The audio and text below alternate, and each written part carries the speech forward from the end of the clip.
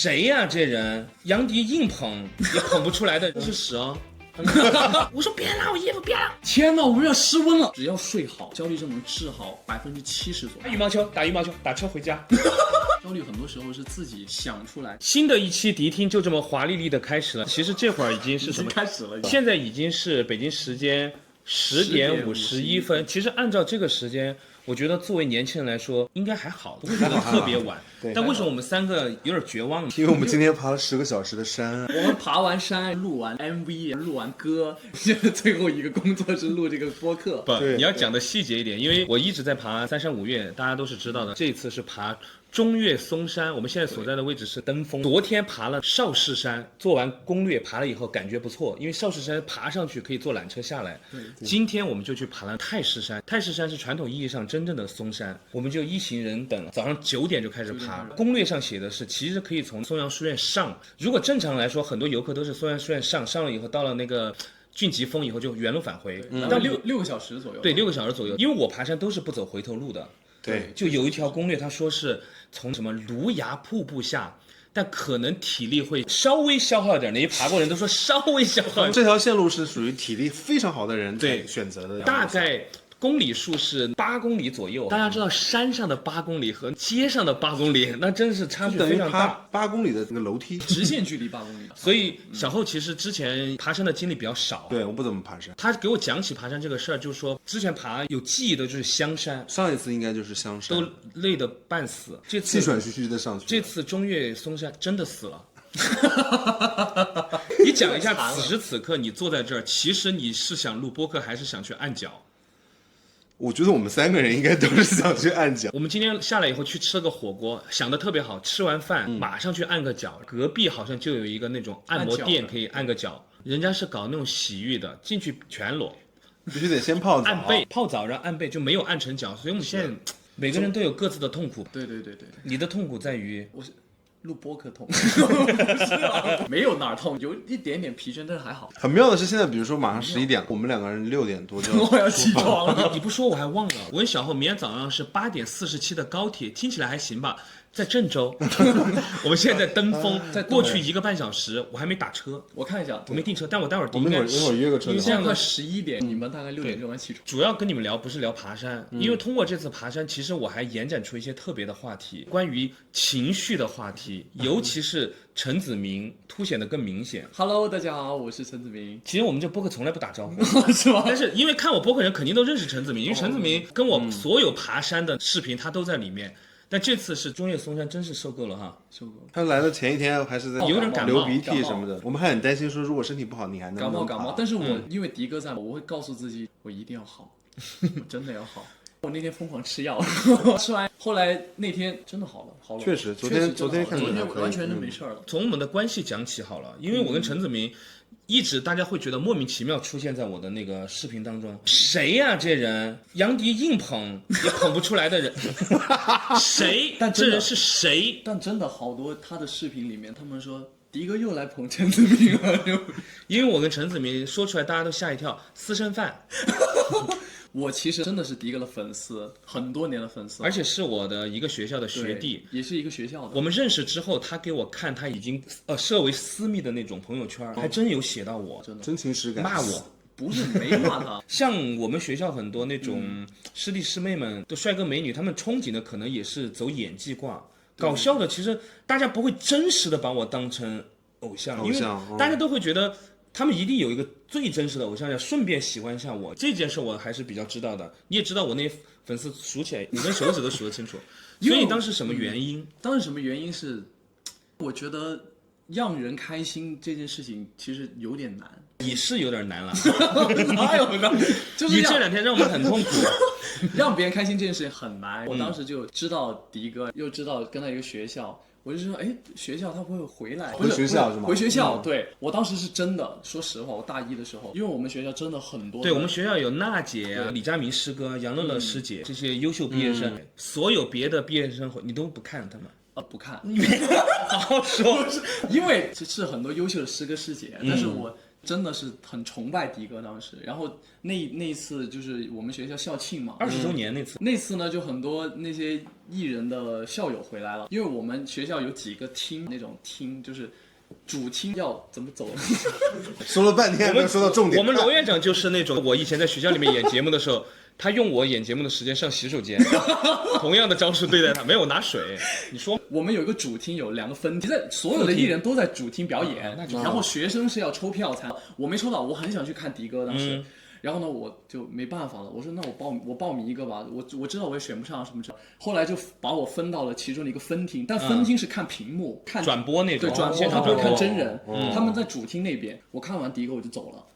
妈呀，不是，其他的师哥师姐也很优秀，但是因为我是迪哥的迷弟嘛，也很正常嘛。我对陈子明的印象在于，每次过生日、粉丝会啊什么的时候，你人都没在，但是你都会托人寄个那个礼物过来。同时是陈子明那个时候参加一个节目《国风美少年》，我是那个节目认识你的。他有个国风侠是吧？国风侠。对，他在那边让我帮忙给陈子明录了一个 ID， 说有个小孩特别喜欢我，也通过这个有个渊源。但成为朋友来，真的是因为他搬来上海了，就搬来上海，因为住得近以后就老在一块玩，就这么熟络起来的。对，后面就真的跟迪哥成为了。包括我跟小后最熟络起来也是在上海那些日子。对，我们应该是17年还是16年？16年认识的，那个时候录那就这么说。对，我们打招呼的说你是大左的朋友，那个时候还要用大左的名号在外面。但是大左，但是我们两个那时候就开始加微信了。后来你来北京工作，有的时候我们会约出来去喝一杯啊，聊聊天啊什么的。对，而且小后跟我聊天的话题最震撼的是什么？他真的很爱看综艺，我爱看。反正我那个时候录的好多节目，他都会看节目上哪个什么梗啊什么，我都知道发给我。但是后来跟迪哥变熟，是因为我们是后来变邻居。为什么拍这个的时候管我叫迪哥啊？迪哥，因为你比我大1岁。我们俩那个时候我记得对一条街，我们住上海的时候，马路对面，有的时候经常我出差帮我去铲猫屎。有一年国庆节，当时家里几只猫来着？3只猫，而且我还是那种铲完以后还拍照就回访的那种。这是他铲出来的屎啊，这是屎啊。没有这个吃掉不可能。后来上海那阵子就玩的特别开心，现在又搬回北京去了。是的，对，未来有什么动向就在意。但那个时候我觉得在上海，包括我跟陈子明认识其实也是在上海，其实也是在上海，因为那时候我们老一起吃饭，一起玩密室，感觉慢慢的大家就经常出来一起玩的朋友了。我那个时候玩密室的痴迷程度就跟现在爬山差不多。我每次喜欢上什么以后，就是那种玩爆，疯狂玩。最猛的有一次玩过1天3个还是4个。我同事反正睡着了，我在里面有一个那个办公椅，他直接在上面睡了，我还在那边解谜，反正玩的很开心。我们那时候2个月大概玩了有50场密室，而且还有一点非常的特别之处，就是因为我们当时经常有副首尔啊，对首尔姐，你每次都会被那个 NPC 或者是那个店家认出，着重对待。你们自己花钱订的，那我一定要让你们好好的体验，加麻加辣。然后我们说不用，正常就好。对，别人是怎么样我就怎么样的。结果我真正玩的时候，我就讲一个小细节。我们有一次玩有个叫孤儿院的那个密室，因为我玩密室也玩的有经验了嘛。我们有一个环节是我们要躺在一个婴儿床上面，那个婴儿床是在下水道运到那边去，婴儿床再回来运下一个人，感觉有点单人任务那种感觉。是的，我当时我就知道第一个过去肯定不妙，因为第一个过去哪怕他没有什么吓人的东西，但是一个人会很害怕，他就孤单一个人。但最后一个过去一定也会很恐怖，因为最后一个一定会有高能的情况发生。我们当时是5、6个人，我给自己安排的第3个。很安全的位置，对，很安全的位置。第3个，安全的位置。我刚躺到婴儿床上要往那边运的时候，对讲机，戴帽子的那个人给我下来，你最后一个。我说再这样子，我真的给你们大众点评打1颗星的。我说你不用着重对待，我真的没事。下来。然后我呢又是非常尊重规则的那种人，我就真下来了。很听指挥，我下来，我说这样子你真别吓我，如果你真吓我，我就退出了，不玩了。没事儿，你就是看一段表演。就安抚我，结果他们全部走了，应该等那个婴儿床回来了嘛，没回来。对，你在看表演。你的朋友，他说你的，我该看表演了 ，It's show time。他说你的朋友这会儿都已经关在那边是吗？我们是在一个房间里被关起来了，我完全不知道他们发生什么事儿。说我要走到出发的位置找钥匙，全黑的。出发的位置是一条长长的那种展览厅一样的走廊尽头有一束追光，在地上有一把钥匙，你们都不知道我经历了什么，这就是你们说的表演。我就往回走，我这样塞着耳朵，别伤我，没事，不然大众点评1颗星，大众点评1颗星。但是他们越知道这样子越要吓你嘛，我大概离那个还有5米远左右，灯光熄灭。不会吓人，我们这是播客，灯光熄灭，灯一亮。有一个那种人，头是麻袋，眼睛是2个纽扣，这样扭着就走过来了，手拿一个斧头，爆闪往我这边来，我疯了，这就是他们说的表演，就那然后越来越近，爆闪他就这样拖着斧头这样就靠近我嘛，然后我就我操，我对不起，我错了，对不起，到我这儿一下不见了，后来只剩一把钥匙，我就回去拿了，这是我看的表演。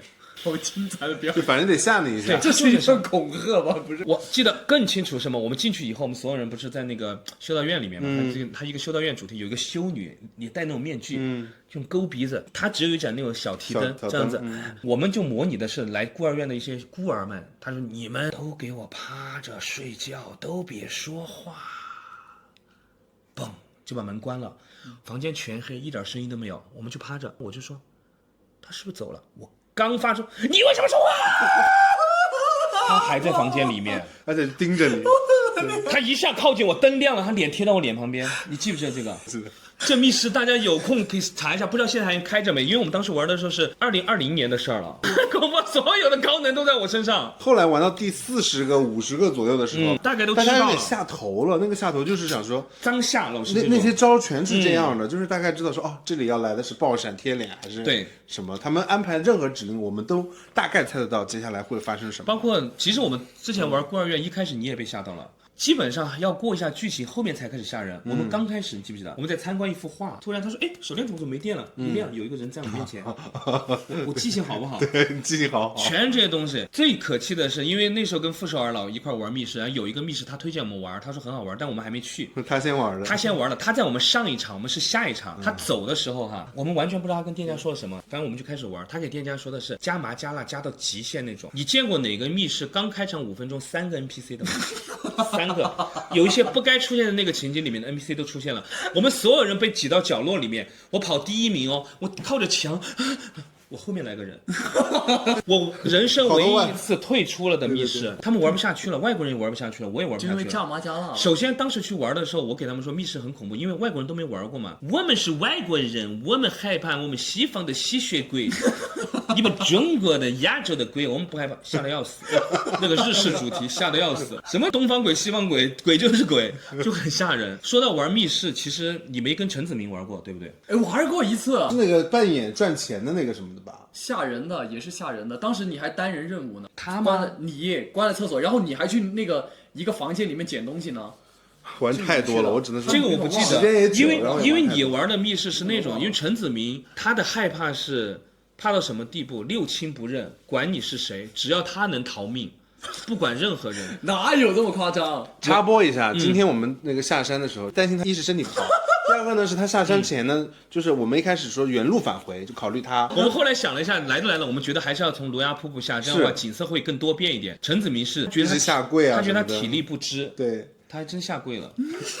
突然看到有些悬崖边上会写小心落石，请快速通过。只要出现这个标志的时候，陈子明就会不见了，立马消失，连腿疼都忘记了。对，他就开始奔跑。他只要有点生命危险这种事情，他一定会最快速度的抛弃所有人。但是我觉得我觉得是可以的，因为大难临头嘛，保命要紧。你保好你的性命，才能照顾你真正想照顾的人，有吗？陈子明玩密室的时候嘛，他不管身边是谁就抓，一顿抓。我在密室里面被他掀到整颗2点，对着那个监控，衣服拽起来啊，他把我衣服拽起来，我整个裸露的上身。我说，请问一下，你们那个监控有看到这个吗？你们这个就麻烦帮我们处理。就是我说别拉我衣服，别拉，整个。勒到脖子。那次玩还有那个首尔姐嘛，带着多乐嘛，他儿子推倒在地。没有推倒，但好像但你害怕你抱所有的人。我没有推倒在地，我是他自己没站稳，小孩没站稳，小孩的问题是吧？真正大 boss 来的时候，其实那个是有声光电，很好看嘛。他因为害怕，他乱按。不是因为我整个人趴在多乐身上，多乐说：“哥，你出汗了，我要看表演。”我挡着。刚刚明明说要聊情绪话题，结果扯远了。对，我为什么这次爬山觉得陈子明有的时候会有那种提前恐惧？因为我们这次倒霉到什么程度哈？我们完全看了天气预报，第一天是多云，第2天下雨，所以说我们准备的雨具啊什么都会准备在第二天。结果事实是什么？第一天暴雨，第二天暴晒，对，就这么个情况。今天买了4件雨衣，今天4件雨衣完全在包里背上山背下来新的，明天把它们再卖了。第一天暴雨到什么地步哈？掉湖里了那种，雨一直在往眼睛里面流，但我戴眼镜嘛，看不见路了。这需要雨刷器那种。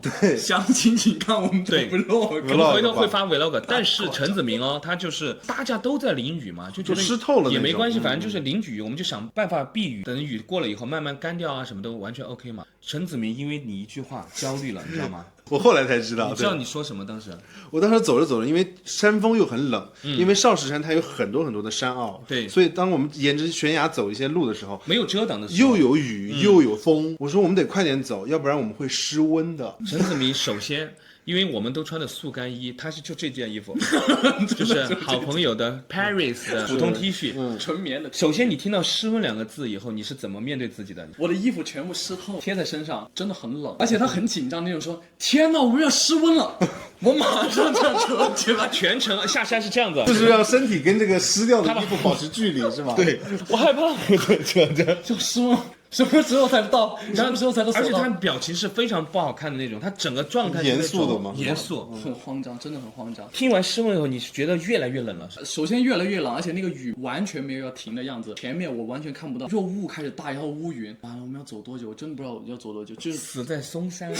没有，就我不知道多长时间，我自己身体就可能出现。你怕自己扛不住了？主要是我们爬少室山的前一天，它本身淋雨吹空调感冒了，然后又直接淋一个大雨。昨天那场雨比你在深圳淋的雨比例怎么哪个大一点？太大了，我在深圳哪里的大？哪里都大。深圳也大雨，不是深圳它雨大，我其实就上车放行李淋了一点头，一上车吹了很多的空调，然后就冷到了。昨天那就是一直在淋雨里走。情深深雨蒙蒙看过没有？依萍找他妈要钱那段，就是那么大的雨，造雨机造出来的雨太夸张，有点离谱了，那雨大到真的有点离谱，而且前后得有个20-30分钟，因为没办法了，人。后来有一小段就是有一个很大的石头是架在那个道上的，我们3个人挤在那个石头里边，抱成一团在那个山道上。这次爬山真绝了！一开始下的时候，我们都很开心，说哇，在这躲雨喽！没想到下的有点过了，因为爬的过程当中其实就一直有乌云过来，一会儿飘一点那种阵雨，2-3颗落一落就走。在我们概念中，乌云就飘过去了，对吧？就带走了。阵雨嘛，一小会儿。他突然吐了，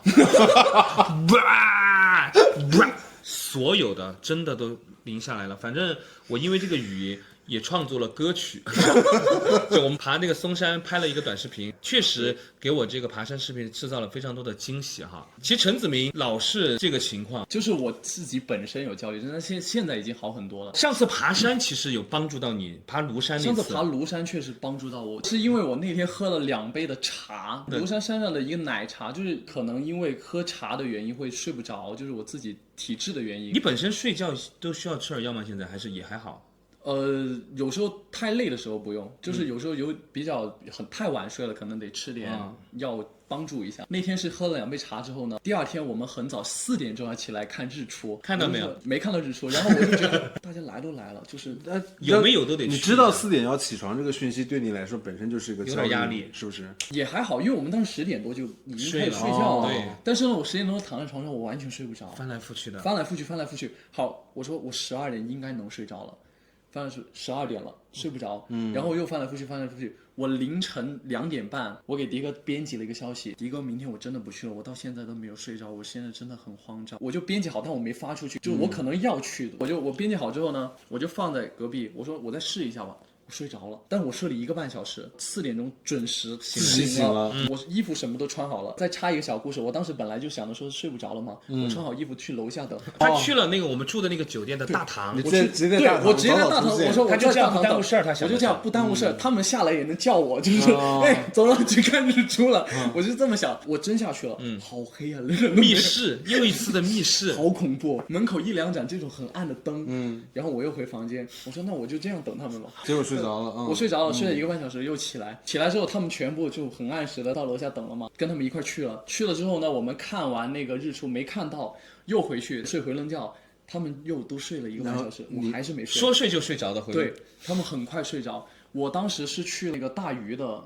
房间去睡的，我睡在他对床，然后他就在这边。我说哥，我真的睡不着，我真的不知道怎么办，我好焦虑，因为我们还要下山什么的。他说我教你一个方法，很容易睡着，你就把这个枕头，然后这样垫高，垫高之后呢，他就这样形成一个姿势，就很。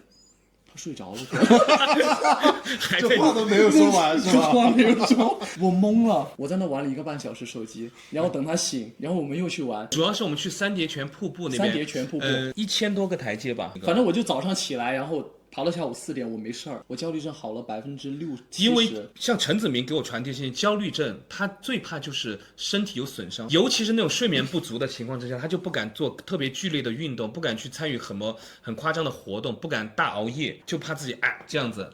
结果那天他只睡了1个多小时之后，发现身体不会怎么样。以后有时候要相信自己的身体，就是能够帮助自己，他能够承受很多。但是呢，要好好对待它。我就是平时太好对待它了，然后就可能有点焦虑。但是你这个症状，我感觉就是忽轻忽重的。可能屏幕之前也有跟我一样焦虑症的朋友，因为我身边有很多，有时候因为某件事情非常焦虑，但是很重要的一点，真的很重要，只要睡好，焦虑症能治好70%左右。就是你睡眠只要足够亮，你的焦虑会缓解很多。其实很多人焦虑是因为熬夜啊，或者是就是怎么说呢？太喜欢玩手机，太晚睡不就是熬夜吗？对，就是只要睡好。但问题是你前面那个故事是睡1个半小时爬山没事儿，到底要怎么办啊？就反正首先要睡好。我那1个半小时，其实我自己也没有想到，但就是缓解了很多。就他会在突然之间，他可能就有一点焦虑症发作了，他也不会告知我们，他会第2天告诉我们。比如说我们有的时候一块玩阿瓦隆什么的，他拿到坏人了，太紧张焦虑了，这种情况。我有好几次都是他就走了，见过陈子明之后，然后第2天的时候听说他其实前一天是在焦虑的。陈子明有一个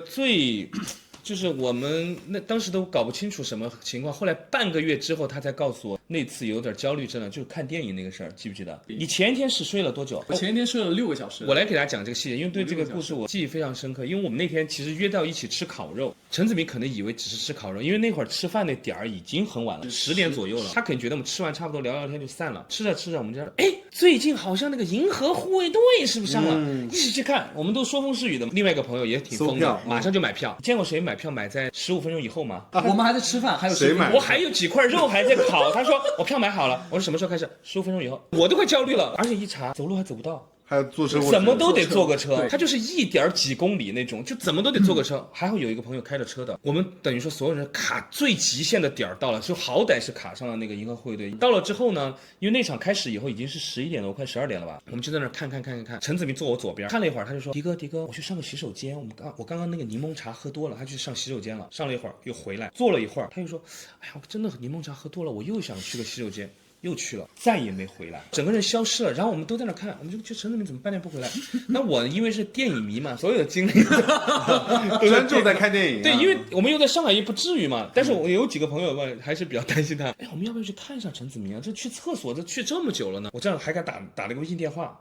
没回，整个人消失了。有一个朋友真的去厕所看去了，去厕所没有人，但是有一个隔间是锁着门的，然后那个隔间里面还有然后我说是不是电锯把它已经分尸了？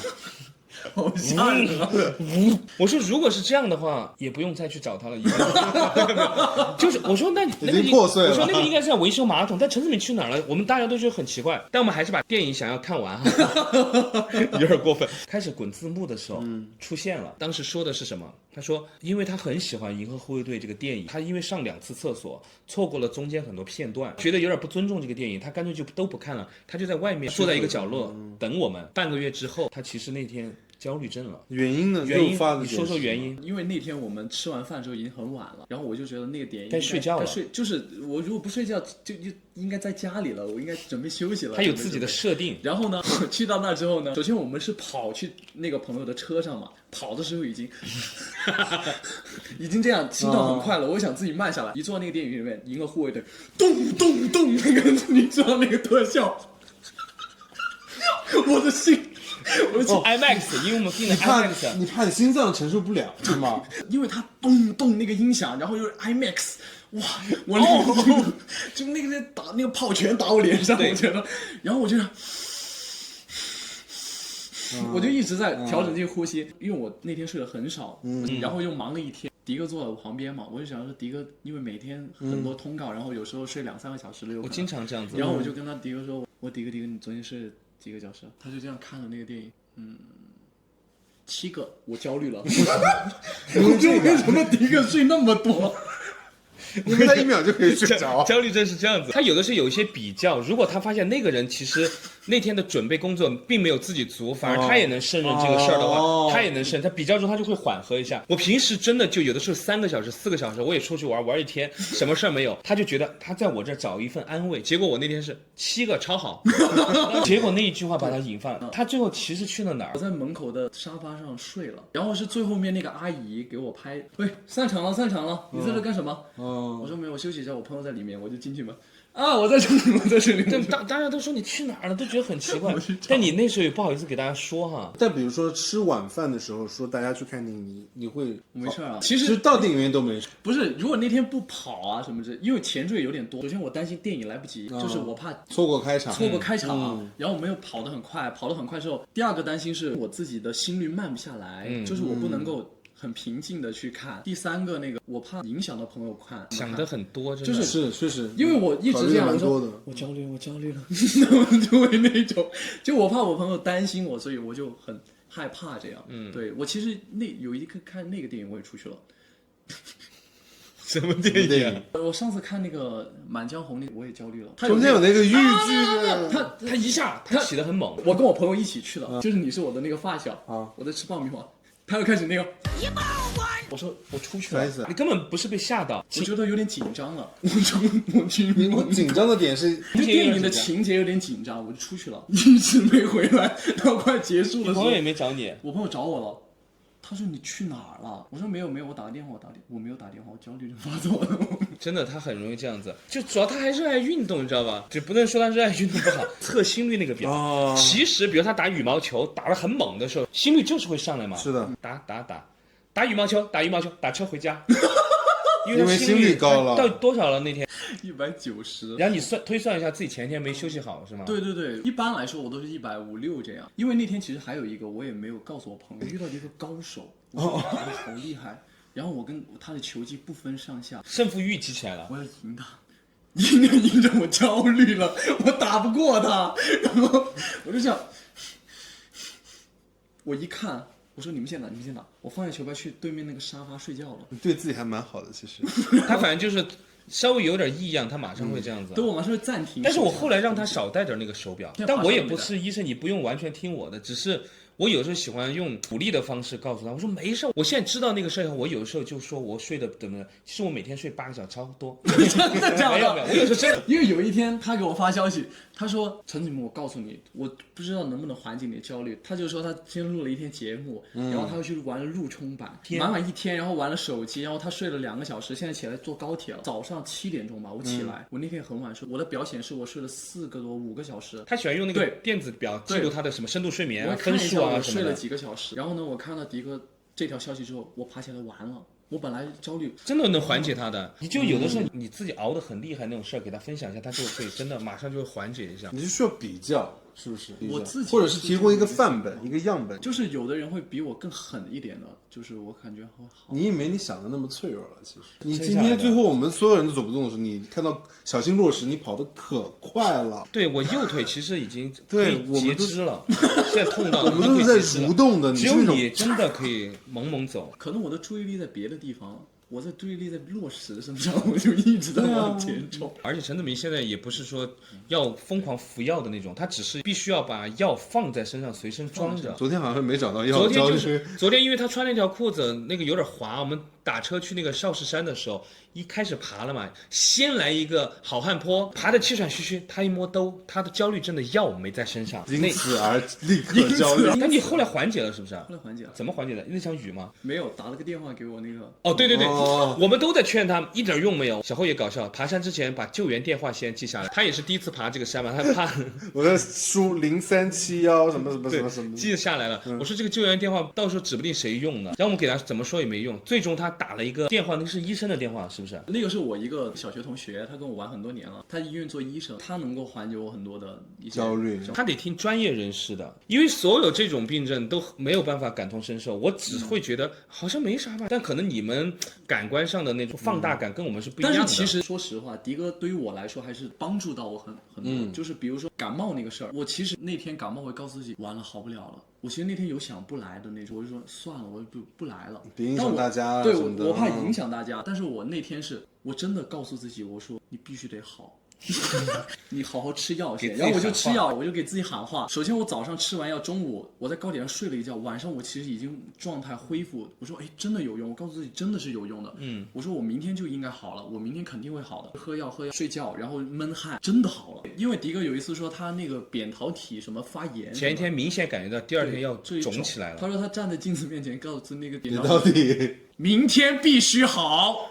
睡，然后真的，他就第二天没事了。我老这样子给自己喊话，反正我特别相信这种精神疗法，总觉得精神疗法有用，都是我们的器官，你去放大那个焦虑，你去放大那个痛苦，真的会来到。尤其是你就老是担心那种还没发生的。我再给大家说一下我自己的一个经历吧，我的感受可能能缓解一下有的焦虑的朋友。以我这么多年啊，我都已经4、5年焦虑了，自己的理解哈，焦虑很多时候是自己想出来。就比如说我手痛，我手马上就痛了。我那次是胃有点那种不舒服嘛，我从大2的时候我就胃开始不舒服，食管炎，我吃东西会痛，很难受的一个病。然后我又一直不敢去照胃镜。2021年的时候，我真的去照了一次胃镜，痛的那种胃镜。我照完那个胃镜之后，我发现我这里真的没事儿。对啊，从那一天以后，我吃东西进去，我这里再也没有痛过。我就去探究自己是不是真的有这个事儿。我探究清楚之后，然后后来就没有这个感觉。对，我就没有这个感觉。总结了一下说，这个其实我自己想出来的。我想他这里痛，他这里真的会痛。有时候太焦虑自己心脏跳得很快，你马上想一个别的事情，瞬间转移过去了，你就不会想这里。就比如说今天落实那个事情，我没有想心脏跳得快不快，我在想落实会不会落身上的，所以想尽快通过这200米，对吧？但是你说胃痛这个事情，其实很多情绪化的东西确实是为了躯体化反映出来的。比如说有些人就觉得自己哪儿不舒服，是很具象的不舒服，你有可能是你过滤了，对，是它其实本身胃可能是没有问题的，它确实是一种情绪的躯体化的反应。所以我觉得有这种意识吧，像我也是在吃药，就是要解决通过睡眠来调整情绪。我觉得最起码大家有这种意识，是我想要舒服一点，对，我想要让自己轻松一点。我觉得不管是吃药也好，还是用大家最常说的说，哎，想开一些，对，别想那么多，对，别想那么多，对，这都是一些我觉得是比较积极的一种心态了。小后出来跟我们爬山，其实也是想要有日子没出来玩了，还是怎么？对，我前段时间一直就是宅在家里处理各种事情。这2天爬完2座山以后，因为真的没有心思想任何事儿。只想按摩，只想捏自己的腿，就想快点下山。我觉得运动真的挺好的，爬山是一个特别治愈的一个过程。虽然上山的时候很难，尤其是刚开始的时候，你会发现没有，爬山刚开始那一会儿，我有的时候都会想，这什么时候有点累哦，真有点累，而且不知道啥时候是个头。但是爬着爬着，它开始景色有一些变换的时候，你就那种新奇感会战胜你身体的疲惫，你会觉得，哎，这一节完事，我可以在这儿拍个什么视频，在这儿拍个照片，这可以欣赏一下这边的景色。而且有些很多景色不是你光凭想象就能想象出来，你会发现，哇，大自然的构造居然能成这个样子，感受。而且路上的时候，我们互相提醒大家最多的话就是抬头看或者是回头看，对，看看这里，看看那里，对，挺辛苦的那个路。他一直在撞到石头，然后一直让我们帮他检查头皮有没有受伤。因为我们大家都是很多勒个发带，敞着个脸。你们看此时此刻，应该陈子明反正算是最白的，因为他有各种物理防晒，那个防晒霜他有个帽子，但是那个山上你知道吧，动不动就有那种树枝啦、石头啊那种，他戴个那种遮阳帽，梆。好像又有点焦虑了，一直让我们看他头上有没有那种什么的，说有红吗？有破吗？有破吗？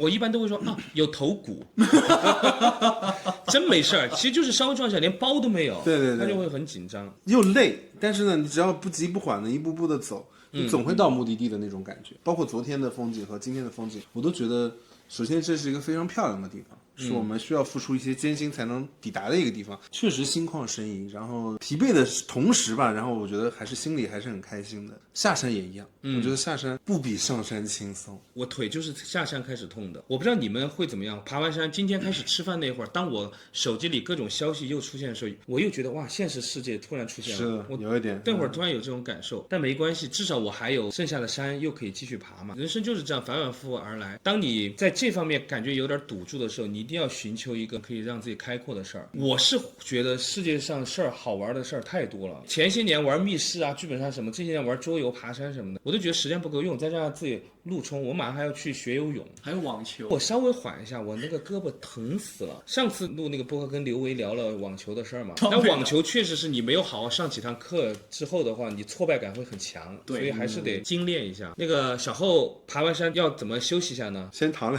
天。照顾好自己的身体很重要。你这会儿这个我很同意。你这会儿的腿主要是哪个位置比较痛？我觉得小腿都粗了一圈。是大腿和屁股痛，是那个发力比较精准一点，正确的发力。我就是下坡的时候就觉你可能得重心一直往下，所以我可能膝盖压力蛮大的，因为下山确实挺漫长的8公里的路。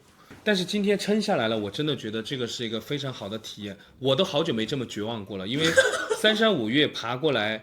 平时我们基本上都会在山上住嘛，这次是唯一一次当天上山当天下山。有时候他那个山有缆车下来，今天是完全没有缆车。因为太式山就是纯体力。纯爬也是挑战了一下自己，而且路上被很多人激励到。这一次我跟你讲，因为你只要爬5岳，你会碰到非常多那种5岳特种兵，他们有一个那种图章册的，不知道你们有没有看到过？哦，对，因为好像有专门的人会负责盖那个章的。比如说他们很多是昨天应该爬那个华山，结果因为下雨的关系，华山不让夜爬，直接就立刻买票，马上到了郑州，然后直接到登封这边来就爬这个嵩山了。5天爬5岳，一定要把这个事情完成，他们才可以集满那5个章。当你有是一个挑战，对，是一个挑战。可能我未来会做吧。我其实爬那个5岳这个事儿也是因为当年那个事件还挺火，上热搜，5天爬5岳，5天爬5岳， 5岳特种兵，好多人去做这个活动。对，是因为这个大学生兴起的，还是本来就有？因为以前大家不会觉得5天能爬到5岳，因为毕竟在不同的省份，舟车劳顿，你怎么算票也需要一点时间。这小孩做到之后发了朋友圈，大家都懵了，好多人就开始效仿这样的事情。我先暂时缓一下，因为我们是这种爬山的同时又爱歇，又爱吃零食。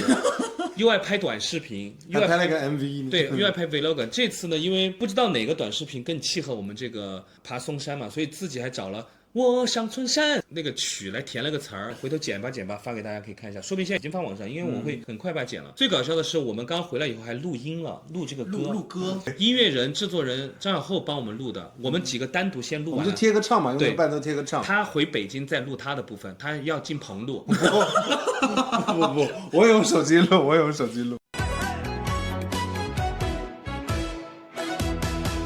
夏天我们爬嵩山，40度的天气好喜欢。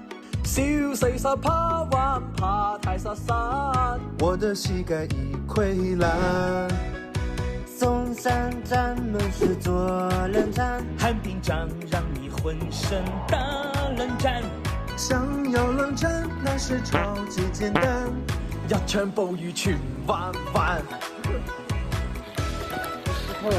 我上嵩山，没带雨伞，好上的路283，318，中岳嵩山确实很难，有朋友的陪伴变简单。反正我觉得小后现在已经加入我们这个爬山搭子了。我不知道这次爬山以后，毕竟我们在这儿，他肯定说不错，不知道回去以后会不会骂我们？会不会觉得确实不错退缩了？因为我其实已经很久睡得都很差了。这边睡到郑州那天我们2点多睡，然后7点多出发。对，因为我安排的就每次时间会很早。但是我说朋友们8点出发，我都怕晚了。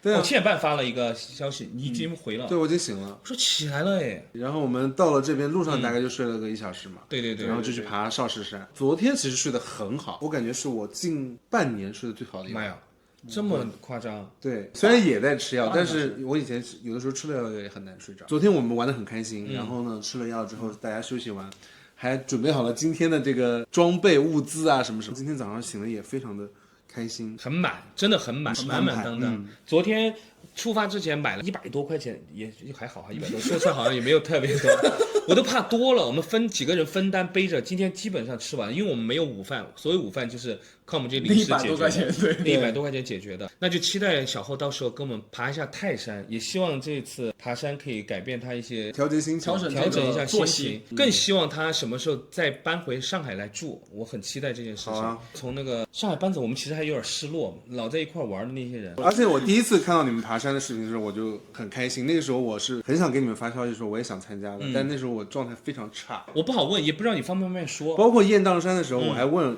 吴雅婷，我跟吴雅婷有预约，说那个什么时候见面什么的。他说我要跟杨迪去爬雁荡山了，我都打出了，要不我也加入你们。那天你太该来了，因为我们是单数。